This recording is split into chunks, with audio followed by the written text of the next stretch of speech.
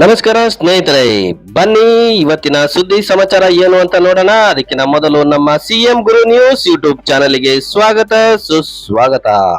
We want job, ಕೆಲಸ ಬೇಕು ನಮಗೆ ಎಂದು ಕೇಳುತ್ತಿದ್ದ ವಿದ್ಯಾವಂತ ನಿರುದ್ಯೋಗಿ ಕರ್ನಾಟಕ ಪರೀಕ್ಷಾ ಪ್ರಾಧಿಕಾರದ ವತಿಯಿಂದ ಸುಮಾರು 700ಕ್ಕೂ ಹೆಚ್ಚು ಹುದ್ದೆಗಳಿಗೆ ಅರ್ಜಿಯನ್ನ ಆಹ್ವಾನಿಸಲಾಗಿದೆ.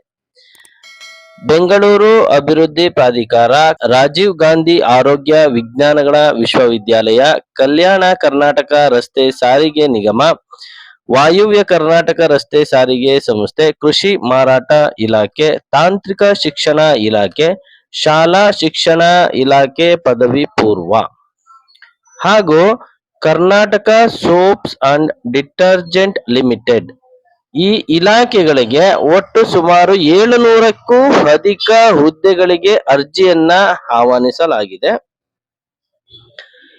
ಇನ್ನು ಈ ಹುದ್ದೆಗೆ ವಿದ್ಯಾರ್ಹತೆ ಏನು ಅಂತಂದ್ರೆ,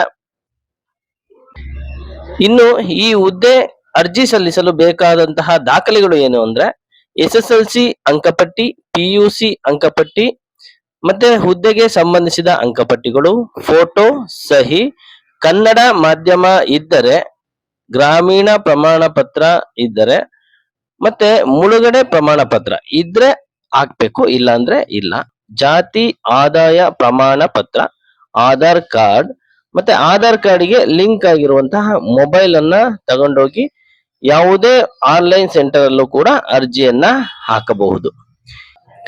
ಅರ್ಜಿ ಸಲ್ಲಿಸಲು ವಯೋಮಿತಿ SC ST ಕೆಟಗರಿ 1ಕ್ಕೆ 18ರಿಂದ 43 ವರ್ಷದ ಒಳಗಿರಬೇಕು. Second A, 2B, 3A, 3B ಇದಕ್ಕೆ 18ರಿಂದ 41 ವರ್ಷ. ಜನರಲ್ಲಿಗೆ 18ರಿಂದ 38 ವರ್ಷ.